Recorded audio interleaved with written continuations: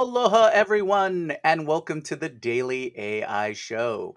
Today, we are going to bring the news, interesting or not, from around the world from the last 7 days. Thank you for watching and listening. Today, with me are Beth and Andy, and I am Jyunmi. All right, so it's Wednesday, it's news day, and I saw a bunch of exciting stories for myself. But before I go onto a tirade, Andy, what do you got for us? Well, both Jyunmi and I are very interested in robotics and the application of AI to robotics and where that will find its way into practical and useful devices that are embodied AI. I saw just this morning, it was from a post on X, which I don't look at anymore, but if somebody references it, I'll go over and look at it because it's posted on X. And it's from a Korean company that is called ExoLN, that has developed a walk into exoskeleton for paraplegics. So the way it's called walk on, and it's not really that they walk over to the robot and put this exoskeleton on. They're in a wheelchair, their legs don't work, but they roll up to this device that then they fold into their chest area. And once that's in that position, I think they have to, attach some straps, around the back with their arms. They typically functional paraplegic has use of their arms and upper body. And then this device, they lean forward and the device basically grasps them around the upper body and lifts them into the standing position. And there are exoplates along the legs now. So they've stepped in, they've moved their legs into that. And then the user walks away from the wheelchair, starting with some balancing crutches, and then tosses the crutches away in the video and walks away. Now, this is an early demonstration. It wasn't tethered, though. It's a fully autonomous, device, an exoskeletal device. And it was demonstrated just in straight line forward walking. Now, but you've seen what robots can do. Eventually, they'll be dancing. So paraplegics have a lot of promise ahead with the development of those kinds of exoskeletal robots. That's amazing. I love that. That's a great that's a great application. Uh, all right, so I'm gonna have to go look this up and see what their plans are. Hopefully, they've laid out starting with the legs. It'll be the full thing, and then we'll have full robot exoskeleton suits and jumping and dancing and running around. Well, you can imagine that there are exoskeletal robotic developments happening for military. Oh, right. Yeah. So, and that would be full body. That's awesome. I see my third eye is just shining here. Oh, you as the sun rises. I'm seeing into the future. Come out, right? Yeah, after experiencing a few days of rain. Okay. Well, Beth, do you have a robot story? Because I got a bunch. I got one. Okay. I got one that overlaps with yours, so I'm going to say a little about it. You can talk more about it. So Panoradar is a new tool that can give robots superhuman vision by transforming simple radio waves into detailed 3D views of the world around them. So one of the reasons that this is important is that, as we've said, like, let's put this in context of like how AI is engaging in our world. One of the pieces of that is it going to be superhuman before it's super general, right? Before it's superhuman across a ton of industries. And this is one of those specific situations where it does not need to be superhuman at everything, because superhuman vision is amazing, right? So now your robot is your microscope is the word. I'm like, telescope, stethoscope, keep going. We're just going to scope it all until we get to the right word. Now your robot is your microscope. It's your microscope that walks around, right? And can do any level of adjustment in what it's looking at, based on perhaps natural language like natural language communication, or just its goal. Your goal is to do these things. Like, there's so much about bringing vision in. We talked about it earlier this week too, like adding vision and adding AI's ability to take in everything in the field of vision that they're able to see and then process it is just amazing. All right, I know you saw that story, Jyunmi. Oh yeah, yeah. No, it was part of my list, but you got to it, so awesome. But I got two more for everybody. One is John Hopkins University did a basically worked on a way to train surgical robots using imitation learning through watching videos of surgeries from the Da Vinci robot. So if you've ever seen the Da Vinci robot, it's this multi-armed robot that they'll roll into surgical theaters and things like that, and it'll help assist doctors with high resolution images and holding different tools and performing, certain tasks and things like that. Importantly, the Da Vinci robots, which have been around for a while, used in all kinds of minimally invasive surgical procedures. So very, very small things. They're manipulated by the surgeon, so they are extensions of the surgeon's arms. But now, what you're talking about is the robot learning how to do it with instruction from the surgeon, like hold this for me now. Yeah. That kind of thing, right? So here's the best part. They say that with just a few of these videos, or a few hundred of these videos, their AI can grasp and they can grasp the entire procedure that they want done and can perform it as skillfully. That blew my mind. So the robot can now perform the surgical procedure. So Early what this days. implies then is that the robot has to have real-time interpretation of its visual feed to the surgeon. So it's looking at the screen. And we've heard about this kind of thing with, Anthropic's computer use system, which is taking very rapid snapshots of the visuals that are on your screen in order to understand what you're seeing and then act on that vision. So here Exactly. now it's being applied to surgery. Amazing. Yeah.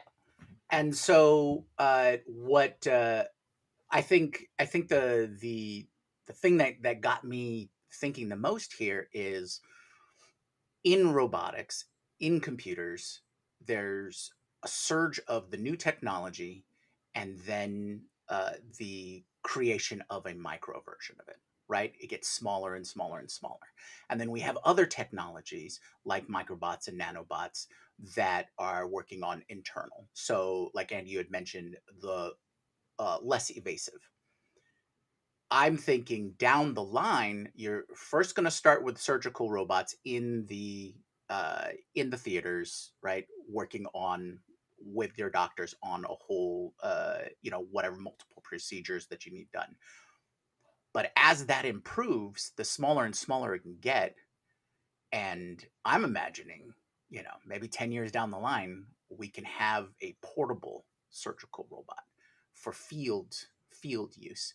It may be the new first aid kit, but that's some really I don't know, out there forward ideas. But that's kind of what these spark, right? Is these ideas, like, if that can be done, then we can take it and run with it down whatever path that we want to. We can imagine so many things now. Right. You going to say something, Beth? Yeah, because so I'm super excited this is happening at Johns Hopkins because I live in the DC area and that's just next door neighbor.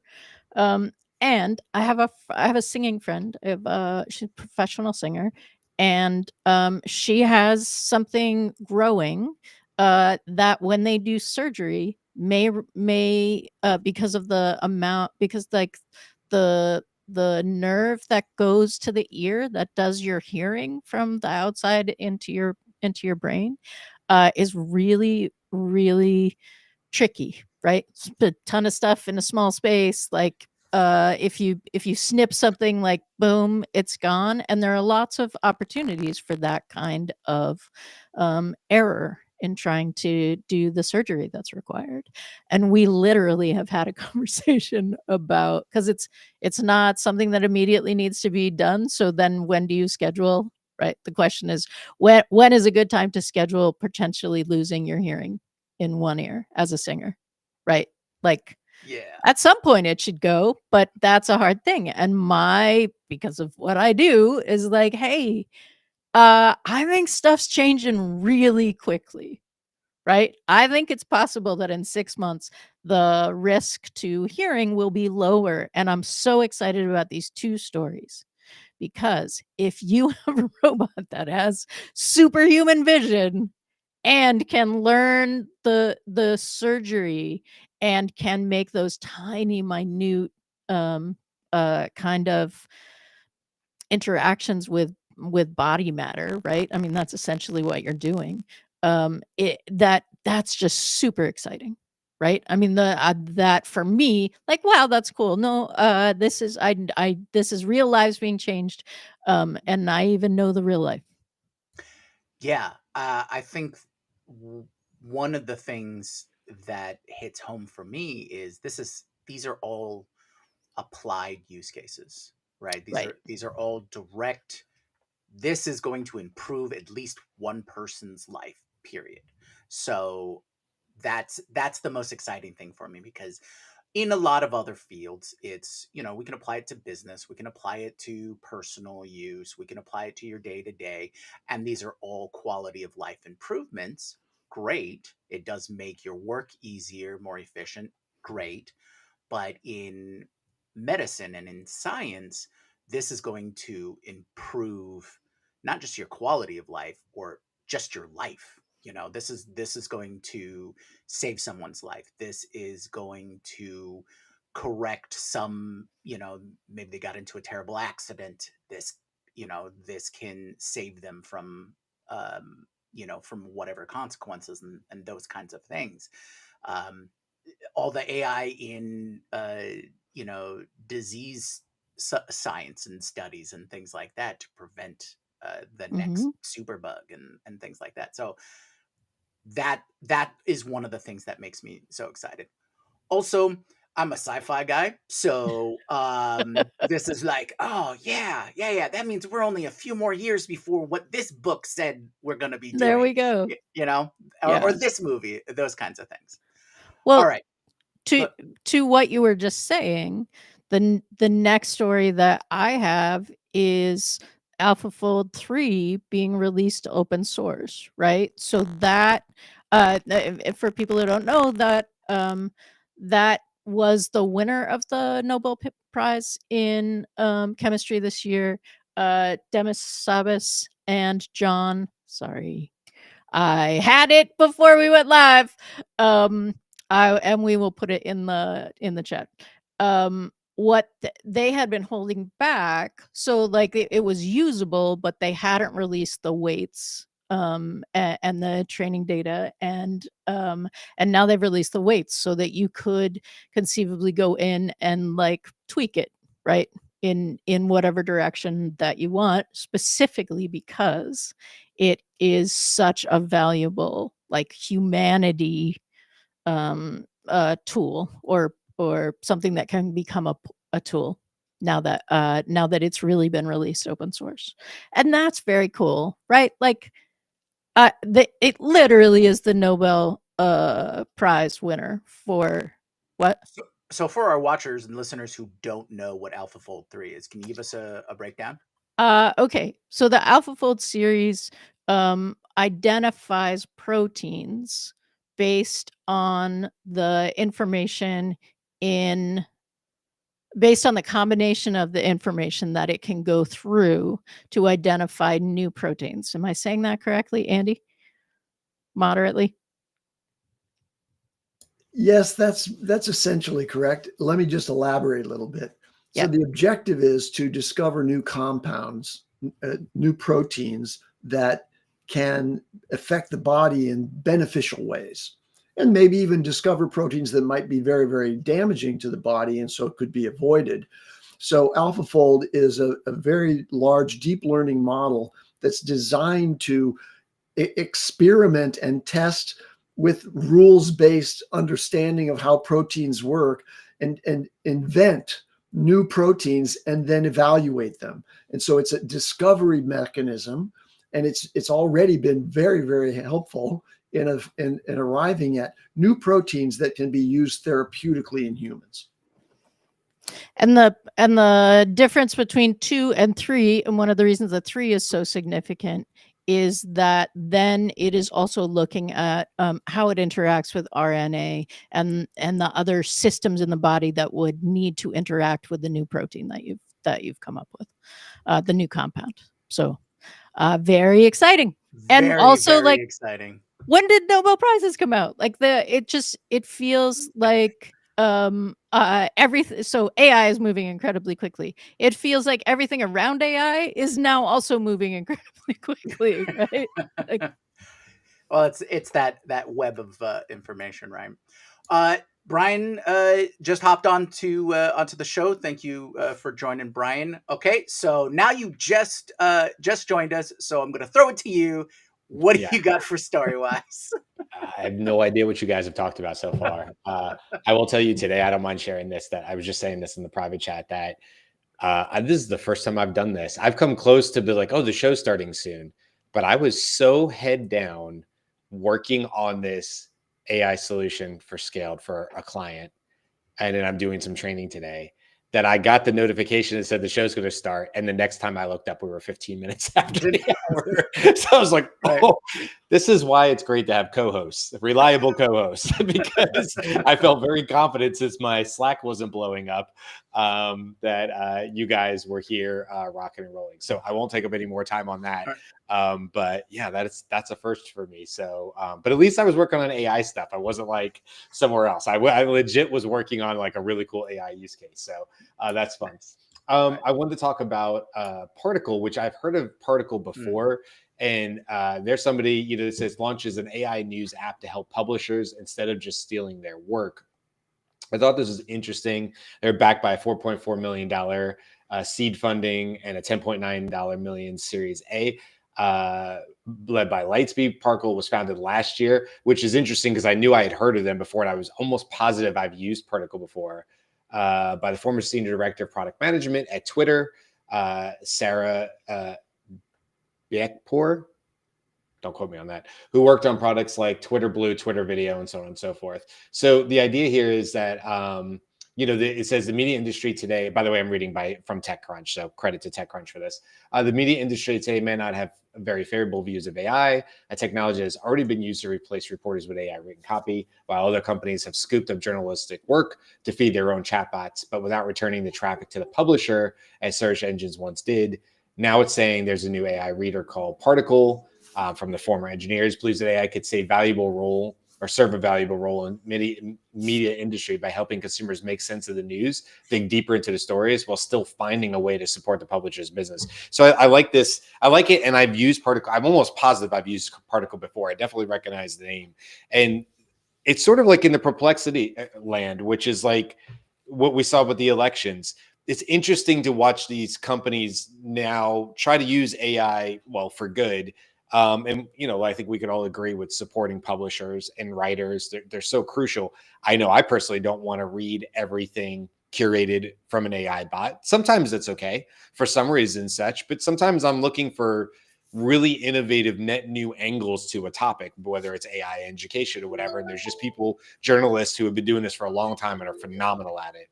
So I like this idea of using AI for the user standpoint, which is help me curate really great stuff, put it in front of my eyes and make it easier for me so I don't have to go to 10 different sources, while also supporting publishers and making sure that the eyeballs are going back. It is kind of what Perplexity does. It's not like Perplexity claims information it came up with its own, hence the citations. But if there's I wouldn't call Perplexity like the go-to for news per se. So if you get something that has the industry standard of what I would consider an AP News or Reuters, to me, those are the two that I always feel confident I can go to, bar none. You're going to get a pretty much down the middle. I'm not saying there's no bias, but down the middle, it's not CNN, it's not Fox News, right? So you're going to get a down the middle. And if you compare the two, that's even better. So I just like this idea. I like this idea of it. I hope they do well with it. Of course, you're always worried about with these types of technologies, these AI solutions, Sarah, for instance, who's the former project manager of Twitter, where is her bias? We all have it. So how is she ensuring that, Particle and the people working on Particle are not injecting their own bias and then potentially skewing news stories? And that's the biggest challenge, right? It's to give a down the middle view, a true, pure down the middle view for the reader, while also making sure that credit is given where credit is due and money is going and flowing back to these publishers. So cool idea nonetheless. Just wanted to make sure I brought it up because I like the idea. We'll see if they're successful with it or not.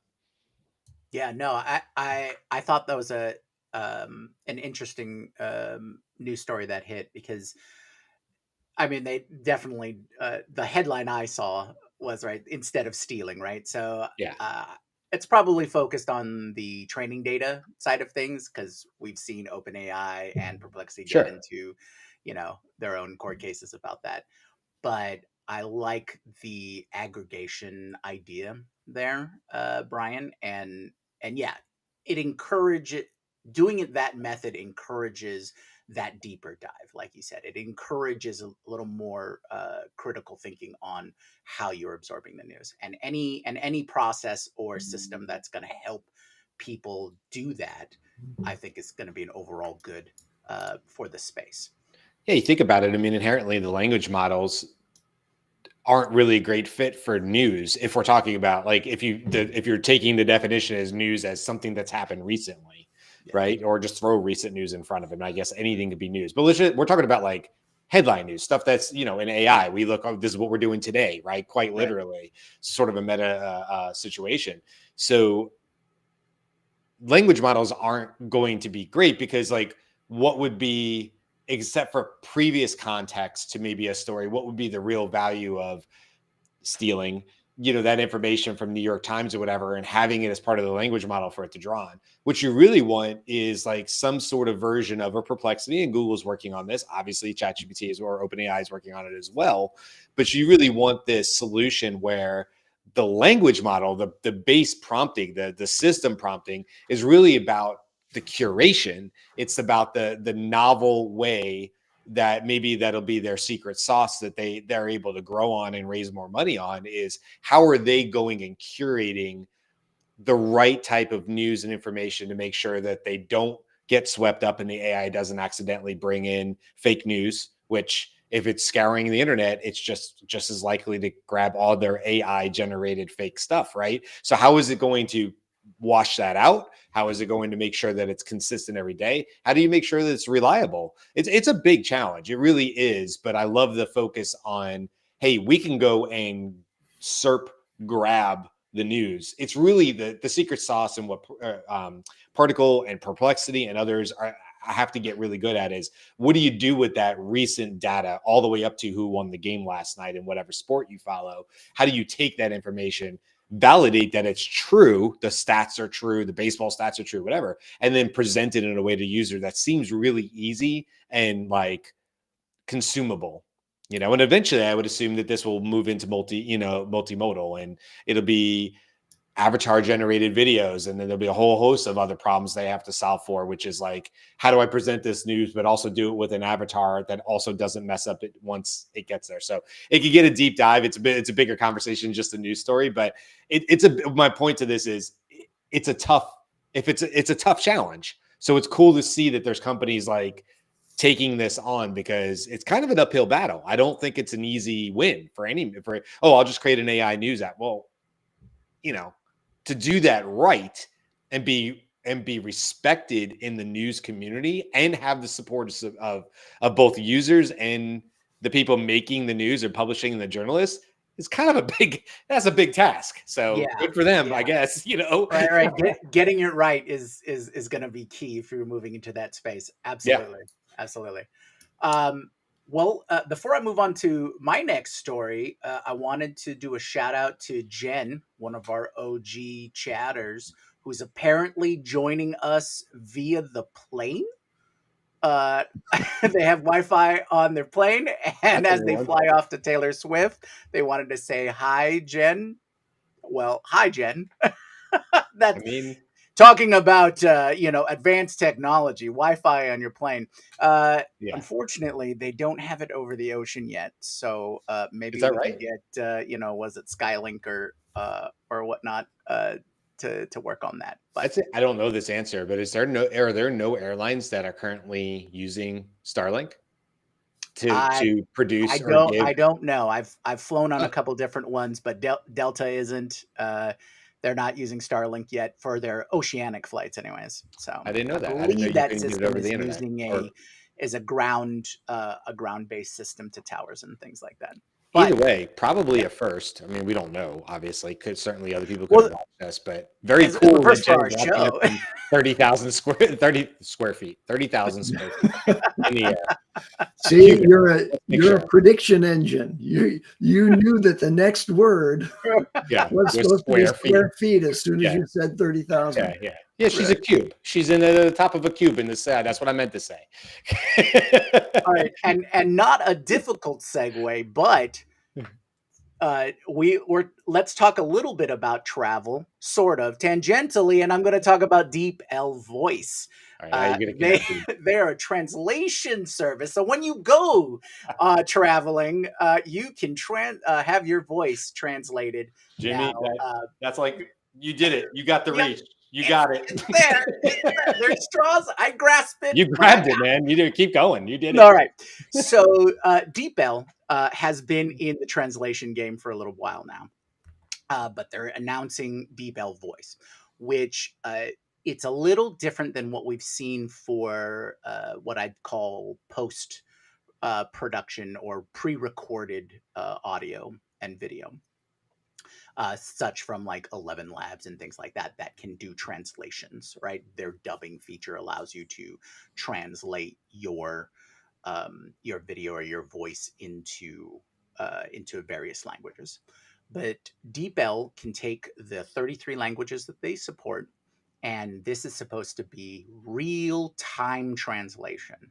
So something on your phone, you take it to a meeting, or talking to somebody on the street, you can ask the questions, and they can respond native language, responds, translates in real time.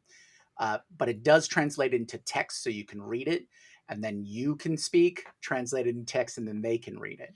So they do see the possibility of moving to voice or other paths that this could be developed into. But the key element here is that it can translate your whatever audio input into one of those 33 languages. So I think that's a huge step for them. Now I want real time voice to voice and real time video and audio. Because next step is let's pop that into our AR glasses, or let's pop that into a number of devices. Just have your phone, just have your Bluetooth earbuds that have mics on them, and start doing some real time translation so that everyone in the world can understand each other a little better. Uh, but that was my segue story. Does anybody have anything else that they really really want to talk about? Oh, Brian, yes, pensive face. Listen, I just wanted to see if I could do a cool segue like you. So I thought about T Swift and Jen in the sky. And that made me think of Lucy in the Sky and the Diamonds, which made me think of the Beatles, which made me think of the Beatles AI generated song, which got nominated for 2 Grammys. Wow. Nice, nice. He's mastered the weave. Perfect, perfect. And to double segue off of that, Do it. AI made songs. YouTube's introducing their new AI generated song remix feature to their beta test, so you can take the songs and remix it into various styles, similar to what we've seen a few weeks ago or a couple months ago from like Suno. So, but with everything that YouTube offers. And Jerry Garcia's estate just approved his voice to be used. So lead singer of the Grateful Dead, most people know who, well, our age people know who that is, I guess, can now read you books and articles to you. So if you like Jerry Garcia, which I'll be honest with you, I only know Jerry Garcia in terms of like his singing voice. I have no idea what he sounds like or should sound like in a normal reading voice that's not in a 20-minute jam session, because that's kind of what I know of the Grateful Dead.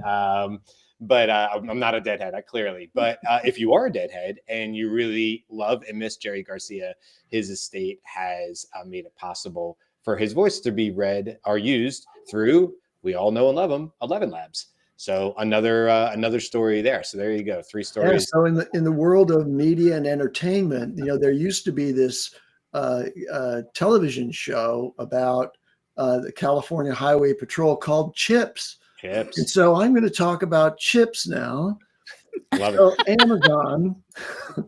Amazon Web Services is one of the biggest cloud providers of compute out there for various applications. And they've also made an investment by acquiring a company back in 2015 called Annapurna Labs from Austin. And they are building this set of chips for inference. So AI chips, processing chips, to compete with or reduce their reliance on NVIDIA chips. And that line of chips is called Trainium. They've just begun testing Trainium 2, which is going to have 4 times the speed of inference and other performance measures as compared to Trainium 1. Now, the other interesting aspect of this is that they're already using Trainium clusters with Anthropic, with Databricks, Deutsche Telekom. So there's some very big players who are using Trainium as an alternative to the NVIDIA chips for inference. Remember, NVIDIA has 90% of the market. Well, Amazon, pretty big company out there, big user of AI chips, is developing their own line. And they launched an initiative called Build on Trainium. And this is expressly funding of $110 million for AI research in academia. Okay, that program is up to $11 million to an educational institution in Trainium credits. So you can do training of models on the Trainium clusters at Amazon Web Services, up to $11 million. And already University of California at Berkeley and Carnegie Mellon, 2 very major AI advanced research centers, are using those Trainium systems for development. Now, why is this important? This is important because only about less than $2 billion has been given by the government to academic research centers, while AI investment by the private sector is over $350 billion. So a very, very big difference in the amount of money that's going there. So now here's a major company providing funding, but this also raises some questions, some concerns about potential corruption of academic research funding by the private sector. But that's just the way it's been for PhD researchers forever. Like, how do I get a company to fund my research and not redirect the interest that I have as a pure academic in pursuing some outcome? Instead, I have to find some match between what the company that's going to provide funding for this research is interested in and what I'm interested in. So that is a way that companies can steer academic research in certain directions. But Trainium, chips, and California Highway Patrol, follow that. All right. Gwen loved your chips reference, and Justin also said chips LL flashback. So I love that they I love that our audience gets us and they're here with us because clearly we're making ourselves laugh, but it is good to know there's other people out there in LinkedIn land and YouTube land that are laughing along with us too. Go ahead, Beth, what you got? All right. Chips and Tranium reminds me of Snacks and Cranium, which is a game which is about using the information that you have in your head to give other people clues about what you know or what you want them to say. All right, there was a case heard and decided in New York. Judge McMahon said that the prosecution or the it's not the prosecution, it's not that kind of case, did not prove the plaintiff failed to demonstrate tangible harm from OpenAI's use of their content. Given the vast amount of training data used by GPT, the judge deemed it unlikely that AI would output plagiarized content from any specific source. Now, if you're playing Cranium with an AI, it might be better at giving clues and giving drawings, and it's been a really long time. Maybe there's a charade thing as well. There's probably a charade part of Cranium. But that is not the same as completely duplicating something in a way that would be harmful to the original creator. All right, take that. Listen, you said Judge McMahon, which made me think of Ed McMahon, which made me think of Johnny Carson and The Tonight Show, which was hosted for many years out of LA, which naturally made me think of the story about Waymo, who just got rid of their wait list for people to hail driverless taxis in LA. So let's talk about Waymo really quick, because this is a good reminder that just because Elon Musk does really elaborately, overly robo-taxis and Robovan, and sometimes I have to think about which way he says that, and all this stuff, and it's coming in so many years, and this is what a taxi. Yeah, like Waymo and Cruise, these companies have been around for a while. Waymo, it does say in this thing, I thought we had talked about maybe they've been split off from Alphabet, but at least in this article from CNET, they say they are still part of the Alphabet parent. That's their parent company, and so now this wait list has been released. And now you can take 24/7 rides across nearly 80 square miles of LA County, including Santa Monica, Beverly Hills, and downtown LA, with plans to expand in areas soon. You cannot get on the highways currently, but that's not to say Waymo is incapable of highways, because as you read later in the article, they are already getting on the highways in Phoenix, which is sort of the epicenter of where we saw Waymo do it. I missed my chance. I was in Phoenix at the same time, and I probably could have gotten a Waymo, and I didn't. But what this really story is about is that they got rid of the wait list, which says that this is something people want. There was a wait list for people to want to get in a driverless taxi and take them around the county. If that doesn't at least talk about early adoption and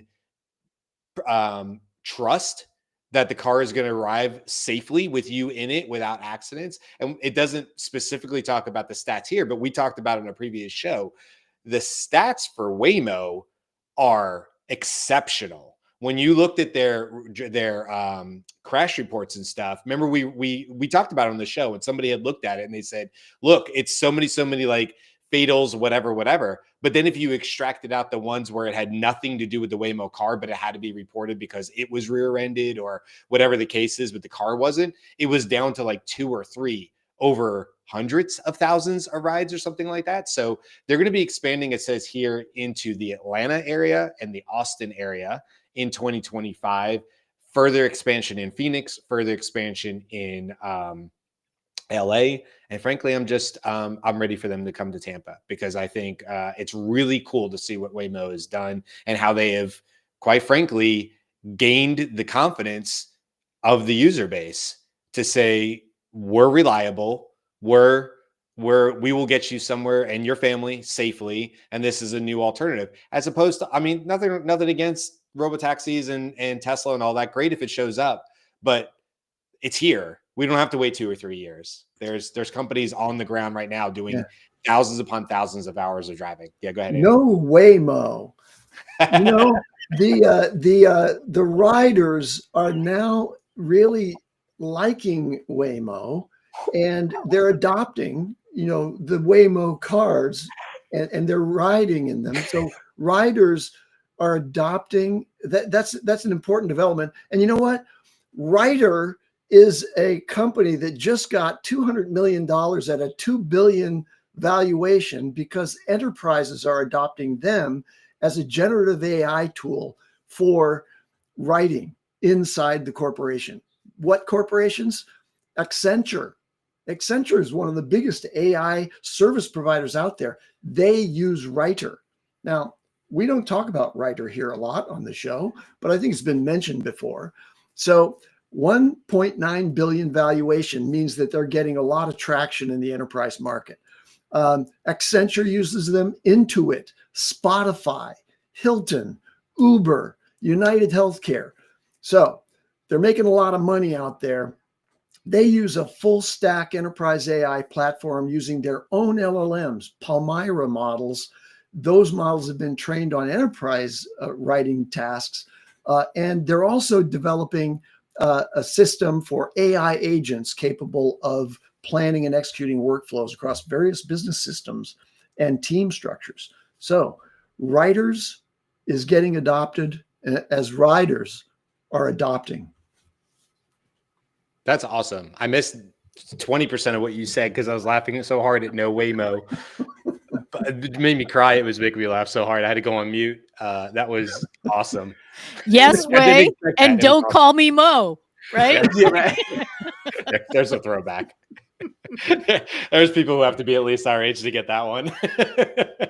Go ahead, Jimmy. All right. So, well, number one, I was going to end on a little bit of a heartwarming story.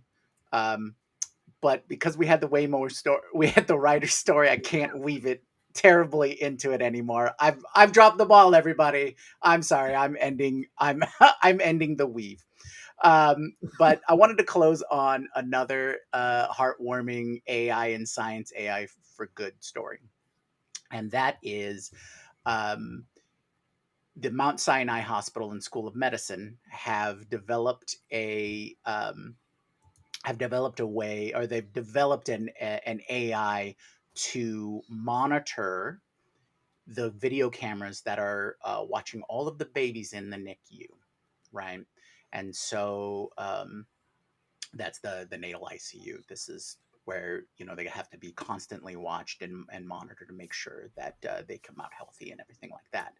Now, while they admit this is just an early study, um, what the AI can do is what they're calling pose AI, but they can interpret the video and how the body moves, how the baby's body moves, and things like that to identify possible neurological changes and just changes in their health. So what they're seeing this as an applied version is to help enhance response times to possible changes. So this is AI being applied to enhance the medical professionals in being able to take care of these children. And I think that's a great heartwarming story about AI to end on. So if there isn't anything else, thank you so much, everybody, for joining us. Please come back tomorrow. We have an episode about using AI in your own personal goal settings, getting your own metrics and things like that from an Allie Miller LinkedIn post. And then on Friday, we have our biweekly recap where we'll talk about all the stories over the last 2 weeks. And that's about it. Everybody enjoy your day. Bye.